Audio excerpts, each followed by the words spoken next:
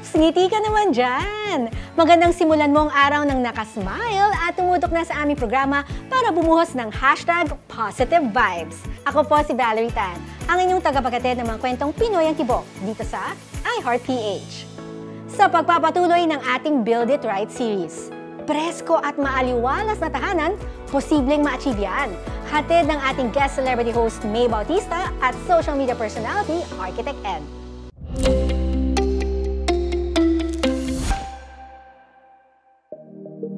Dahil sa banta ng climate change, napakahalagang usapin ngayon ang sustainability.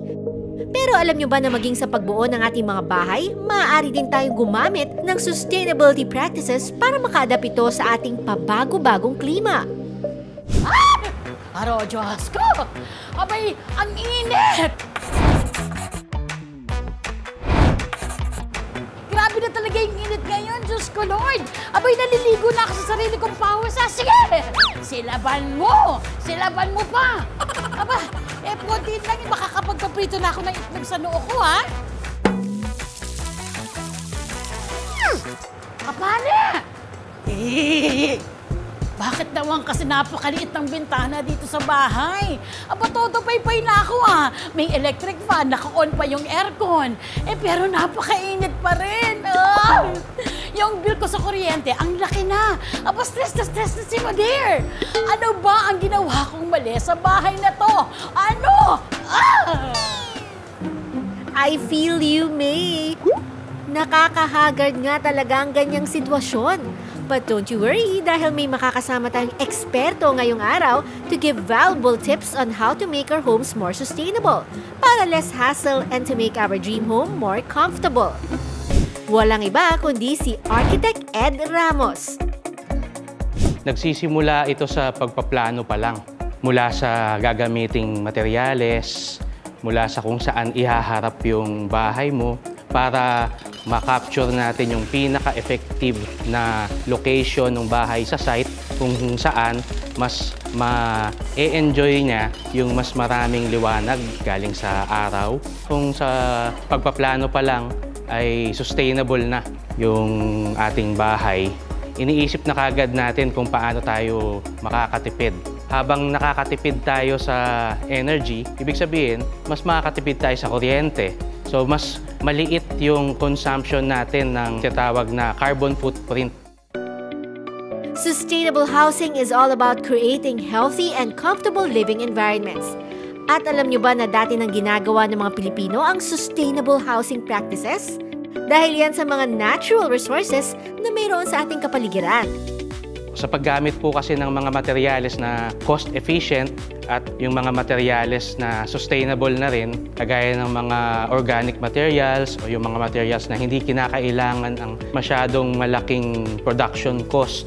Marami tayong natural resources na pwedeng i-maximize yung gamit. Unang-una, bamboo. Maraming bamboo dito sa Pilipinas. Ang totoo, yung bamboo, meron ka lang 5 years, ang dami mo nang mapoproduce na material. Vernacular architecture ang tawag sa pagdisenyo ng mga istruktura with the nature and climate in mind, gamit ang mga tradisyonal na materyales at lokal na kultura ng isang komunidad. Ang mga karaniwang halimbawa nito ay ang bahay kubo at bahay na bato nating mga Pilipino. Wow! Ang sarap namang manirahan dito sa bahay kubo. Maliwalas, maliwanag, presko. I look vibrant, young, tantamount, beautiful, energetic. Ganito dapat ang buhay at bahay. O, diba? Chill-chill lang, chill-chill lang. Dali lang, bago ako maidlip, ha? Architect Ed, are you there? Bakit nga ba nasabing sustainable housing ang bahay kubo? Bahay kubo! Ang bahay kubo, number 1 pa lang yung materials niya. Bamboo, kahoy, thatch, o kaya yung kogon ginagamit nila sa roofing. Ito yung mga sustainable na mga building materials. Yung bahay kubo ay dinesign based sa pangangailangan ng titira doon na Pilipino. Kubo, cube siya, wala siyang masyadong partition. Kaya maganda yung circulation ng hangin dun sa loob. Kaya hindi nila kailangan ng kuryente noong araw kasi malamig yung bahay kubo na titirahan nila. Sunod na vernacular architecture na karaniwang ginagamit ng Pilipinas ay ang bahay na bato. Magandang umaga, mga Ginoo at binibini. Tuloy po kayo sa aking munti ngunit sosyale na tahanan.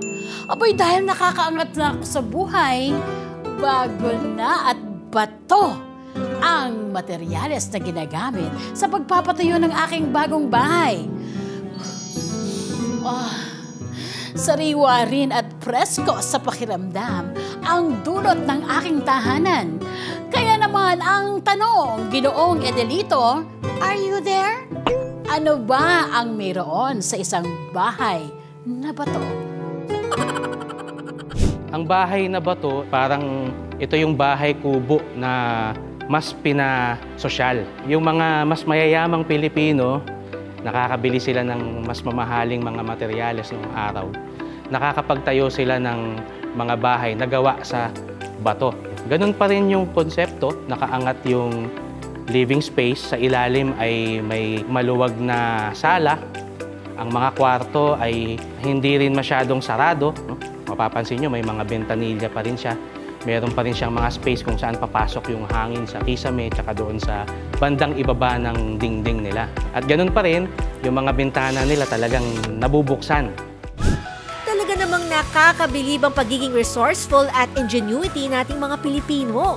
Gamit lamang ang mga tradisyonal na materyales, ay nakabuo ng mga tahanang sustainable at komportable pang tirahan.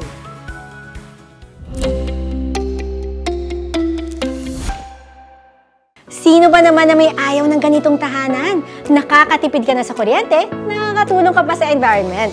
Di ba, May? Pero napakainit pa rin.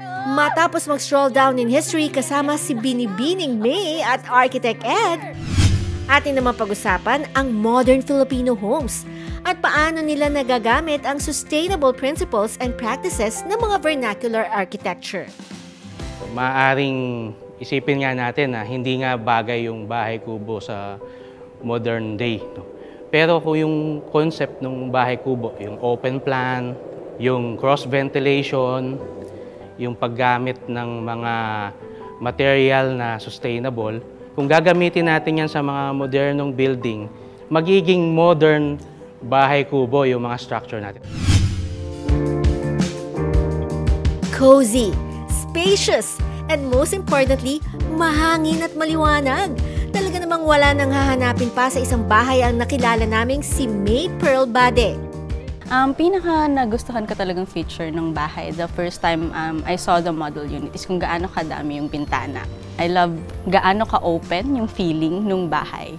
Kaya ito yung napagdesisyonan kong bilhin as my first home. Importante talaga yung airflow for me sa isang bahay. First of all, kasi it regulates the temperature sa loob ng bahay. Second, kasi it prevents molds. Importante na may airflow para hindi nagbe-build up yung mga mold at mga bacteria sa loob ng bahay. Gaya ni May, naging priority rin ni Benji Cunanan ang comfortability ng kanyang bahay. Kaya naman siniguro niyang may enough light and airflow rin na papasok sa kanyang tahanan. Dito sa bahay namin, kasi maraming kasing mga windows, no? Tsaka, bali, ang hangin tagusan. Yun ang isa sa nagustuhan ko dito sa bahay namin. Dahil kung mapapansin mo, marami kami mga windows talaga tagusan pag pumasok dito. Bali, kung maka-inhale ka talaga ng fresh air, malaking tulong kasi hindi nanginikip yung dibdib mo, di ba? Kumbaga, lagi kang makakalanghap ng sarili mong hangin. Talagang malaking tulong sa amin. Nakatitipid talaga sa kuryente, lalo na sa paggamit ng aircon at electric fan, kung natural na malamig at presko ang isang bahay. At para mas lalo maging sustainable ang bahay ni May at Benji, nag-transition na rin sila sa paggamit ng sustainable energy source gaya ng solar energy. Actually, isa pa yun sa mga pinaka-nagustuhan ko sa bahay na to, kung gaano siya kaaliwalas. Hindi ako nagbubukas ng ilaw sa umaga up until 5 p.m. na or 6 kung kailan talaga bumaba na yung araw. Yung tungkol naman sa solar energy, definitely bumaba ng at least 75 to 80% yung binabayaran kong kuryente. So sa gabi na lang talaga yung binabayaran kong electric bills. Yung solar panel kasi, zero footprint yan, zero emission. Mas malaki yung natitipid namin sa kuryente, no? Kasi minsan meron pa kaming naging bill, zero bill pa kami talaga. Bukod sa sustainable, nakatutulong din ang paggamit ng solar energy hindi lang sa environment, pati na rin sa savings ng ating bahay. Mas konti yung gagamitin nating artificial power o kaya kuryente. Kaya mas makakatipid tayo, ay mas maganda yon sa long-term structure ng bahay natin. Wow! Sana all na lang talaga sa mga nakita nating modern Filipino homes. Pero Architect Ed, are you there? Okay po. Ano po bang maipapayo ninyo sa ating mga viewers na gustong magpatayo ng isang sustainable home? Kung magagawa naman nating kumonsulta sa isang professional, sa isang arkitekto, malaking bagay yun. No? Pangalawa, kung yung mga katangian ng bahay kubo ang gusto nating ilagay doon sa bahay natin, which is mapresko, maliwanag. Kung magagawa natin na open plan, o ibig sabihin hindi masyadong maraming mga partition para maganda yung pasok at labas ng hangin sa loob ng bahay natin. Muli, lifetime investment ang isang bahay.